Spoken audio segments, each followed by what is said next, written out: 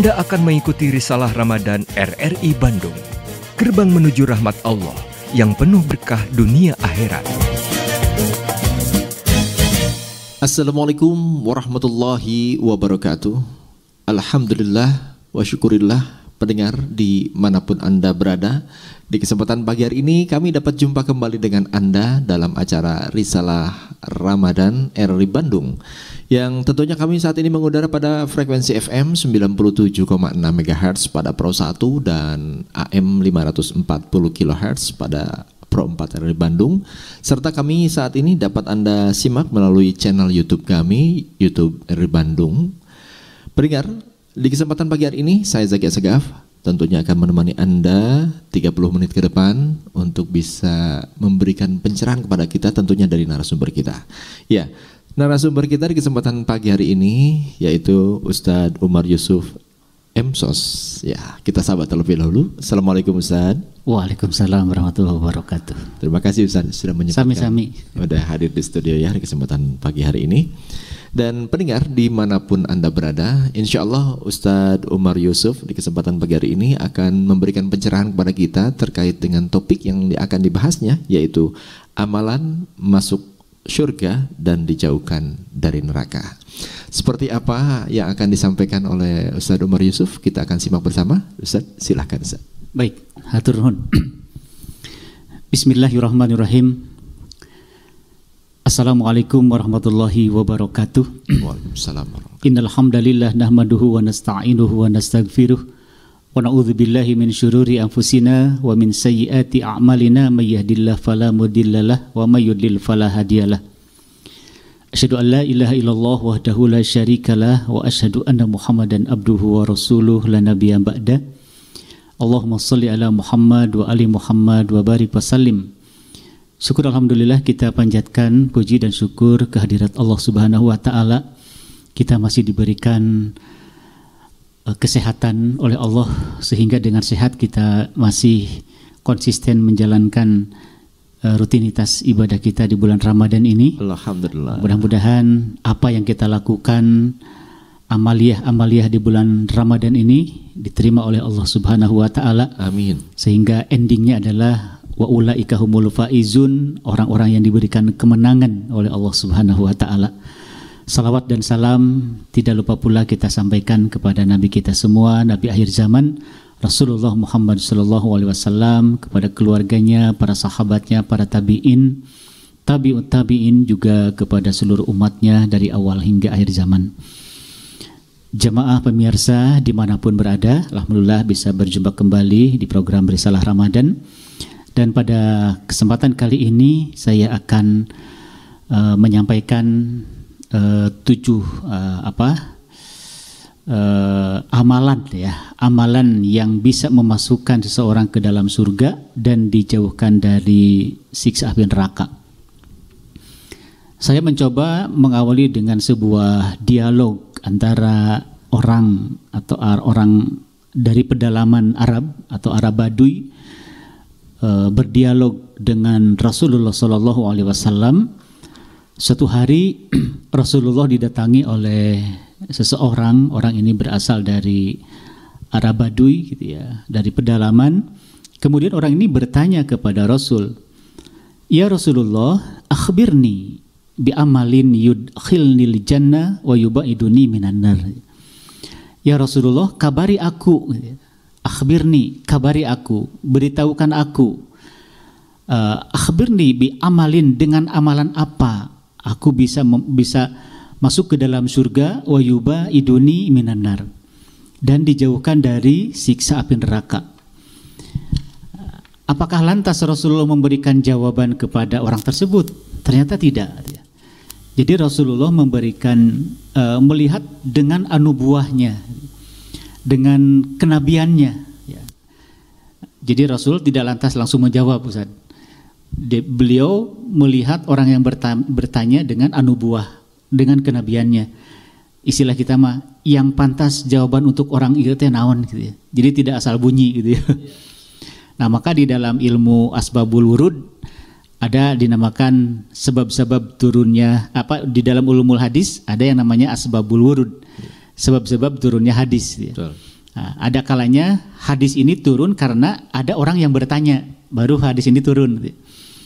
Yang kedua, ada kalanya karena kebijakan Rasulullah. Misalnya suatu hari Nabi dengan para sahabat, di dalamnya ada Umar, ada Abu Bakar, tiba-tiba orang Yahudi datang ke masjid itu dan membuang kotoran gitu ya. Nah, di situ ada Umar sampai mau ditebas gitu ya, karena dia perangainya begitu gitu ya, kurang ajar gitu ya. Masa kencing di masjid gitu ya. Nah, kemudian kata Nabi, biarkan Umar, biar saya yang menghadapi. Kemudian Rasul menyampaikan bahwa ini tempat ibadahnya orang-orang muslim gitu ya, tidak boleh membuang kotoran di sini. Kemudian Rasulullah mengajarkan, memberikan contoh, dibersihkan. Nah, ini bagian dari kebijakan Rasulullah sehingga turunlah hadis. Nah, di dalam dialog ini tadi gitu ya, itu diawali dengan pertanyaan gitu ya. Maka pertanyaan itu salah satunya adalah sebab turunnya hadis. Ya Rasulullah, akhbirni, kabari aku, amalan apa yang bisa memasukkan aku ke dalam surga dan dijauhkan dari siksa api neraka. Diam sejenak melihat orang tersebut, baru Nabi menjawab. Faqala Rasulullah sallallahu alaihi wasallam, kata Nabi, kalau kamu ingin masuk ke dalam surga dan dijauhkan dari siksa api neraka, yang harus kamu lakukan pertama. Nabi memberikan jawaban seperti ini berarti sesuai dengan kebutuhan orang yang bertanya. Karena Nabi melihat dengan anubuahnya, dengan kenabiannya gitu ya. Dengan anubuah, dengan kenabiannya.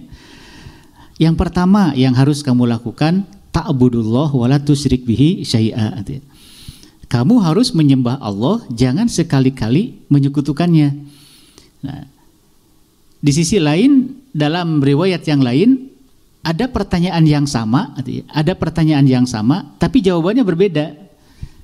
Misalnya dengan pertanyaan yang sama tadi, akhbirni bi amalin yudhilil jannah wa yubaiduni minan nar, atau ayul a'mal afdol, amalan apa yang paling afdol. Ada kalanya di riwayat yang lain Nabi itu memberikan jawaban, kalau kamu ingin masuk ke dalam surga dan dijauhkan dari siksa api neraka, birrul walidain gitu.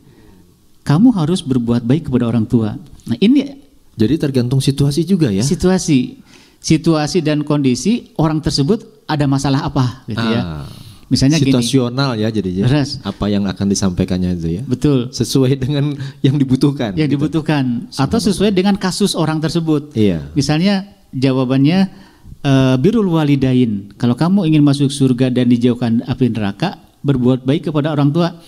Berarti orang tersebut ada masalah dengan orang tuanya, jarang berbuat baik gitu ya. Ini maksudnya gitu. Nah, ketika Nabi memberikan jawaban ta'budullah wa la tusyrik bihi syai'a, berarti orang ini ada masalah dengan akidahnya gitu ya. Bisa jadi misalnya orang tersebut sudah muslim, tapi di sisi lain dia masih percaya terhadap makhluk-makhluk yang gaib gitu ya. Misalnya dia punya peliharaan jin gitu ya. Kemudian dia masih percaya terhadap animisme, dinamisme, kekuatan-kekuatan yang lain. Nah, ini kan ada masalah dengan akidah gitu ya. Makanya kata Nabi, ta'budullah wa la tusyrik bihi syai'a. Sembahlah Allah dengan sebenar-benarnya. Wa la tusyrik bihi syai'a. Jangan sekali-kali menyekutukannya gitu ya. Jadi orang tersebut ada masalah dengan akidah. Nah, kalau bicara akidah, mungkin di masyarakat kita pun masih ada hal-hal yang seperti itu. Jadi di sisi lain beribadah kepada Allah, sholat dan sebagainya, tapi di sisi lain masih mengakui kehebatan, ada hal-hal yang gaib, kekuatan dari makhluk-makhluk yang lain. Bisa jadi kan seperti itu gitu ya. Misalnya ke manalah gitu ya. Ya, seperti itu. Baik, masih dilanjut ya? Ya, masih. Nah, Imam Al-Ghazali mengatakan penyakit akidah itu adalah syirik. Sehingga ketika orang memiliki penyakit akidah, percaya sedikit pun terhadap kekuatan lain selain kepada Allah, ini orang sufi bilang Tuhan sudah tidak ada di dalam dirinya gitu ya.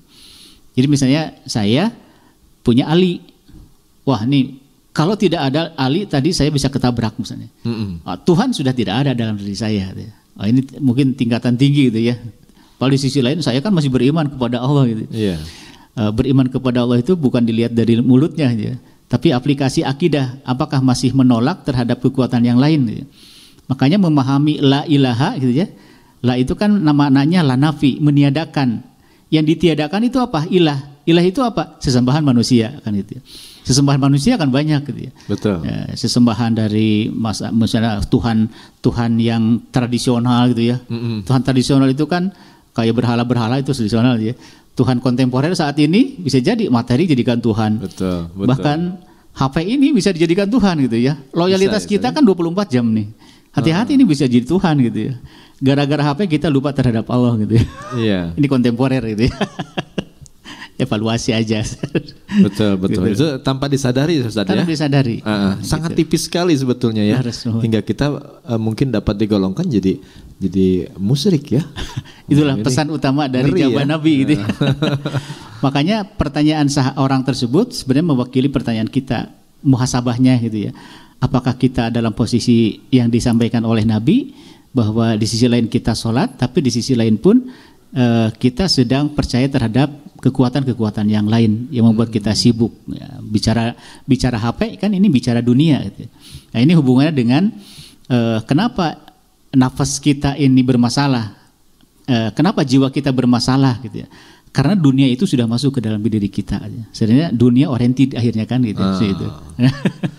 Dunia oriented, nanti profit oriented. Banyak. Jadi kompleks akhirnya masalah kita itu ya. Kompleks banget gitu.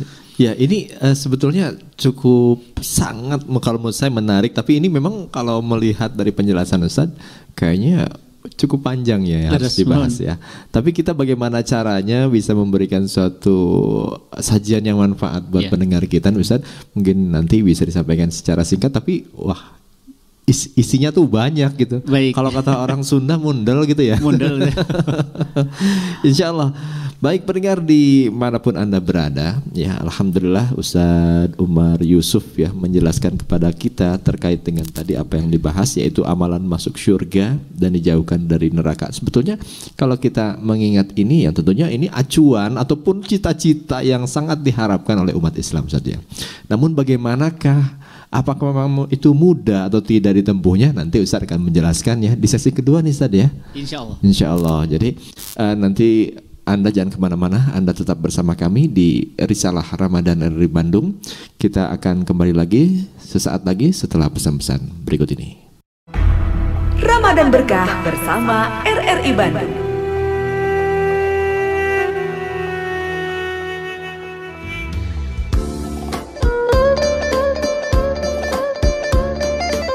Dari Ibnu Abbas radhiyallahu an berkata, Rasulullah Shallallahu Alaihi Wasallam bersabda, surga rindu kepada 4 orang, yaitu pembaca Al-Quran, orang yang menjaga lisan, pemberi makan orang yang lapar, dan orang yang puasa di bulan Ramadan.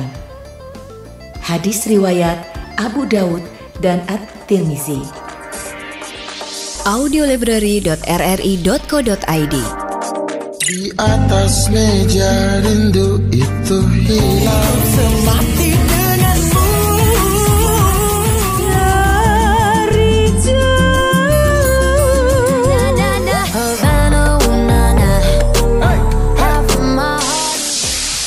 kumpulan lagu dari berbagai genre, ragam budaya, dan kategori materi audio RRI. Teater Radio Sejarah Kemaritiman Nusantara. Butir pasir di laut. Audiolibrary.rri.co.id. Klik Publish Playlist untuk tahu perkembangan musik terkini dan terupdate. Play, share, dan dengarkan lagu hits favorit kamu di sini di audiolibrary.rri.co.id. Anda tengah mengikuti Risalah Ramadan RRI Bandung, gerbang menuju rahmat Allah yang penuh berkah dunia akhirat. Baik pendengar dimanapun Anda berada, terima kasih Anda yang saat ini masih tetap bersama kami di RRI Bandung dalam acara Risalah Ramadan. Dan saya Zaki masih menemani Anda beserta Ustadz Umar Yusuf MSOS. Beliau dari Pesantren Al-Quran Babus Salam Ciburial Bandung yang saat ini tengah membahas satu topik, yaitu amalan masuk surga dan dijauhkan dari neraka.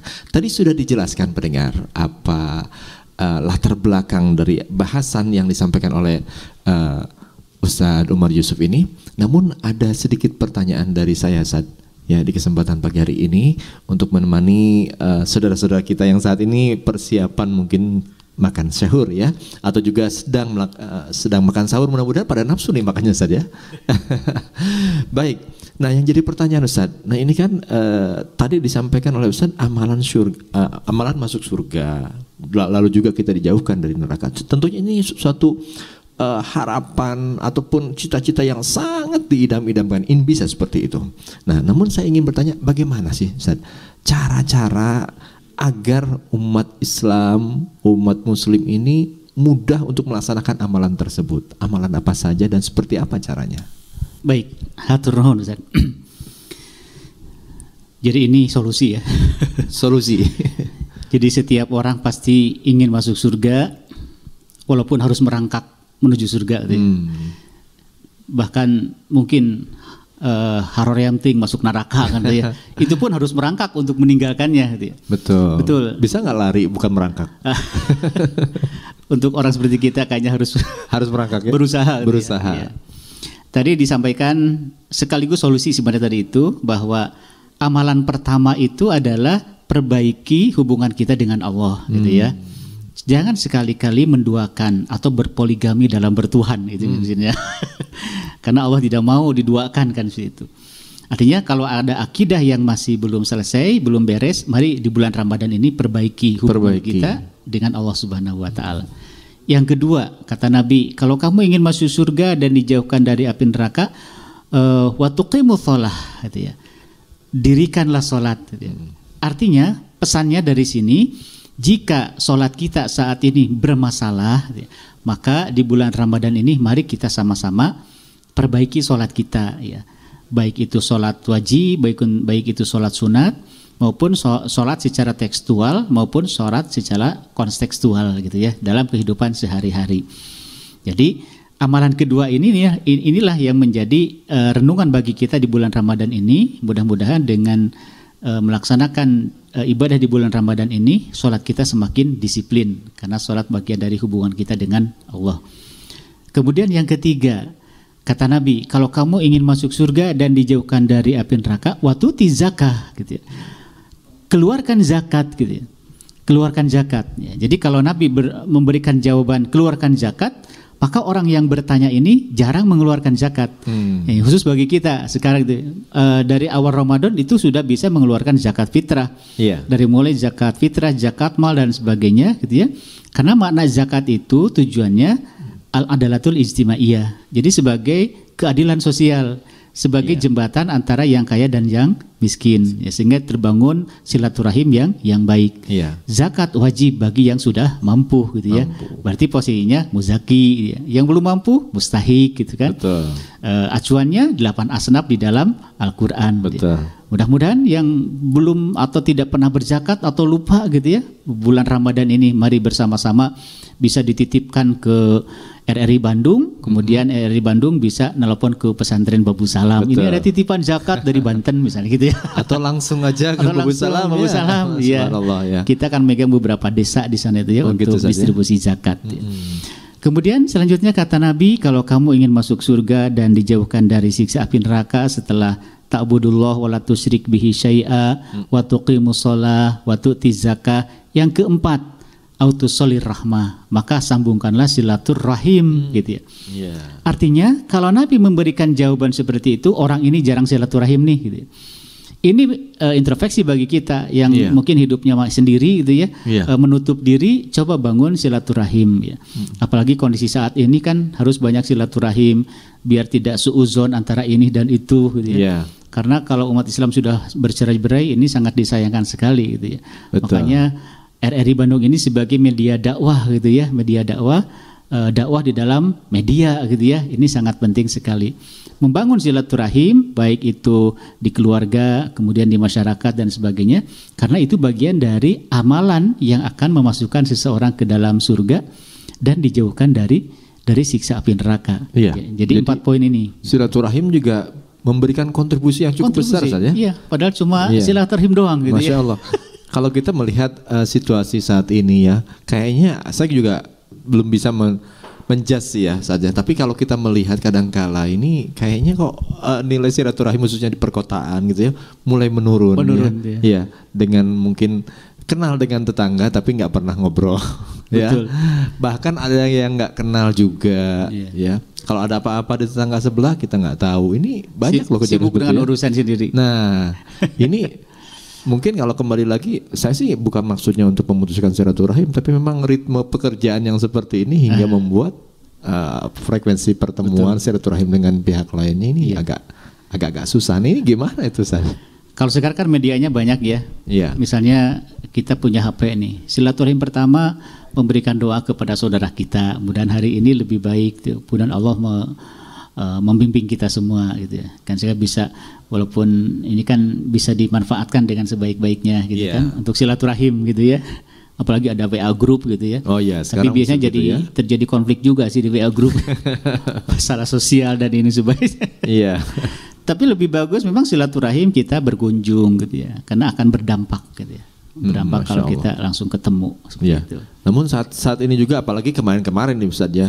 Katanya kalau orang yang sopan itu malah justru dia nggak silaturahim langsung katanya, soalnya masanya sedang pandemi gitu ya. Kalau sebelumnya kemarin justru kalau biasanya bersalaman, kalau orang yang sopan katanya sekarang nggak bersalaman dulu gitu Ustaz, karena memang dia menghargai orang lain, khawatir mungkin dia ini membawa virus yang kemarin-kemarin kan kita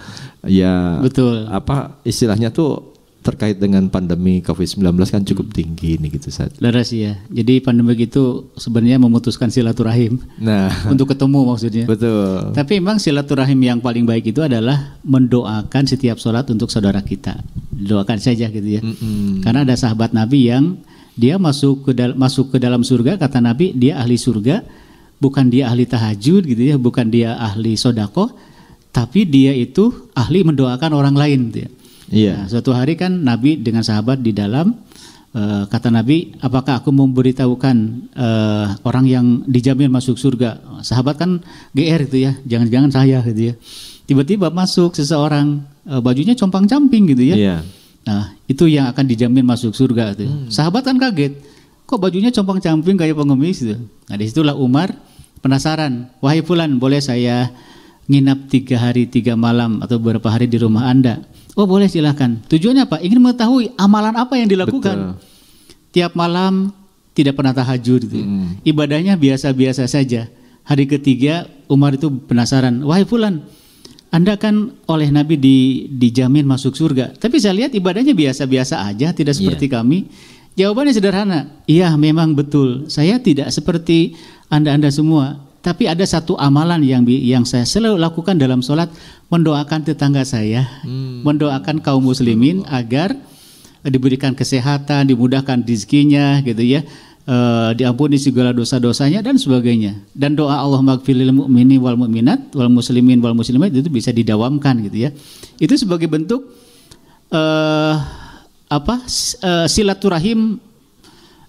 silaturahim kita gitu ya, mendoakan saudara-saudara kita gitu ya. Jarak jauh ya. Jarak jauh, karena kan nanti Allah yang Maha tahu gitu. Betul. Jadi jangan sampai begini. Ada dalam Al-Qur'an, ini sindiran bagi kita. Tahsabuhum jami'a wa qulubuhum syatta. Kamu lihat mereka seperti orang berjamaah, rapat berjamaah, ke kafe berjamaah, wa qulubuhum syatta. Hati mereka tidak berjamaah. Berbahaya ini. Lebih baik jauh tapi hatinya berjamaah. Lebih baik dekat, hatinya juga berjamaah kan gitu. Gitu ya Pak Ustadz ya. Ya saya juga pernah mendapat satu istilahnya apa yang disebutkan dari kisah-kisah itu, salah satunya adalah bersihnya hati itu Pak Ustadz. Itu bagaimana Pak Ustadz? Katanya syarat salah satunya juga adalah dengan bersihnya hati, Rasul pernah mengatakan bahwa seorang itu jadi ahli jannah gitu. Leres. Jadi gini Ustadz, dalam diri manusia itu ada kolbu. Kolbu maknawiyah, bukan lahiriah ya. Ada yang disebut juga basirun ya. Basirun. Basirun betul. Kolbu itu artinya kan al-inqilab, berbolak-balik gitu ya. Nah, kolbu inilah diperebutkan oleh 3. Pertama oleh syahwat, yang kedua oleh hawa nafsu, yang ketiga oleh jiwa ini. Nah, ketika hati kita diperebutkan oleh syahwat dan hawa nafsu dan dikuasai oleh syahwat dan hawa nafsu, berarti jiwa kita kalah. Maka lahirlah jiwa itu jiwa-jiwa yang al-imarah, jiwa-jiwa yang rakus. Nah, dalam bahasa Al-Quran, jiwa yang rakus itu adalah kal an'am, seperti binatang, balhum adol, bahkan lebih sesat dari binatang. Ada bahasa yang lain, kal hijaroh, seperti batu, au asyaddu qaswah, bahkan lebih keras daripada batu. Ini maksudnya bukan jasad kita jadi batu, tapi jiwanya itu yang menjadi batu gitu ya. Nah, jadi ketika hati kita dikendalikan oleh syahwat hawa nafsu, ini jiwa bermasalah. Maka salah satu tujuan dari saum itu adalah tazkiyatun nafs, mensucikan jiwa kita agar syahwat dan hawa nafsu biarkan ada dalam diri kita, karena itu adalah yang menyempurnakan. Tapi kendalikan dong oleh jiwa yang taat kepada Allah. Jiwa yang taat kepada Allah karena oleh ruh yang mampu memberikan energi terhadap jiwa. Ini ada hubungannya dengan, mungkin sebelumnya saya menyampaikan tentang at-tawazun, sistem keseimbangan, bahwa manusia itu salah satunya adalah ada ar-ruh. Nah, seperti itu. Ya, cukup menarik Pak Ustadz ya. Lalu tadi Pak Ustadz juga menyebutkan dengan cara adalah mengeluarkan zakat ya. Nah, ini kan bagaimana nih dengan kualitas zakat itu sendiri Ustadz? Ini singkat saja, kan sekarang malah yang jadi bahasan kadang-kadang disinggung bersedekah jadi konten gitu Ustadz. Gitu, ya. Bagaimana Pak Ustadz? Sebenarnya zakat itu kan ada akad gitu ya, ada akad. Misalnya ada amil itu kan tempat akad ijab kabul antara mustahik dan muzaki atau amilin gitu ya. Tapi sebenarnya sendiri pun tidak menjadi masalah gitu ya. Artinya tidak harus diketahui oleh orang lain. Tapi kita dakwahnya ada dakwah bil jamaah. Nah, kalau dakwah dengan berjamaah ini berbicara organisasi gitu. Memberikan contoh pada orang lain maksudnya. Contoh yang lain. Ada sistem gitu ya, sistem manajemen gitu ya, pengelolaan zakat agar terarah dengan sebaik-baiknya gitu ya. Nah, itu mah urusan ikhlas dan tidak mah urusan dia dengan Tuhannya gitu ya. Silahkan mau dibuat konten di YouTube, di Facebook dan sebagainya gitu ya. Mudah-mudahan menjadi contoh bagi orang lain. Lah, husnuzon aja lah gitu. Gitu ya Ustadz ya. Insya Allah jadi amal ibadah Ustadz ya. Iya. Dan mungkin tepat waktu juga seperti zakat fitrah qabla khurujin nasi ila shalah ya. Mohon. Baik Ustadz, sebetulnya masih panjang ya. Kita ingin bicara-bicara terkait dengan bahasan kita di pagi hari ini, amalan masuk surga dan dijauhkan dari neraka. Namun waktu Pak Ustadz yang membatasi kita semua. Terima kasih atas waktu Ustadz di kesempatan pagi hari ini. Dan pendengar dimanapun Anda berada, alhamdulillah saya beserta Ustadz Umar Yusuf sudah menemani Anda kurang lebih 30 menit ya, yang mudah-mudahan dapat bermanfaat bagi kita semua.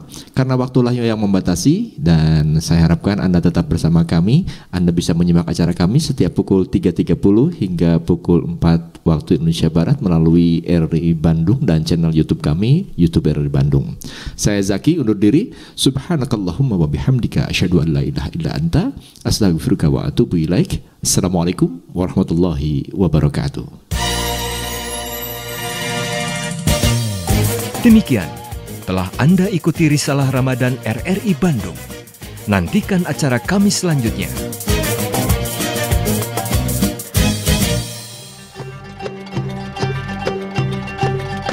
Assalamualaikum warahmatullahi wabarakatuh. Saya Nawir, Kepala RRI Bandung, beserta seluruh unsur pimpinan, angkasawan-angkasawati, dan pengurus Dharma Wanita Persatuan RRI Bandung, mengucapkan selamat menunaikan ibadah puasa di bulan Ramadan 1443 Hijriah. Semoga kita diberi kesehatan dan kekuatan. Amin, amin, ya Rabbal Alamin. Bersama RRI Bandung, mari kita tingkatkan iman dan takwa kepada Allah Subhanahu wa Ta'ala. Wassalamualaikum warahmatullahi wabarakatuh.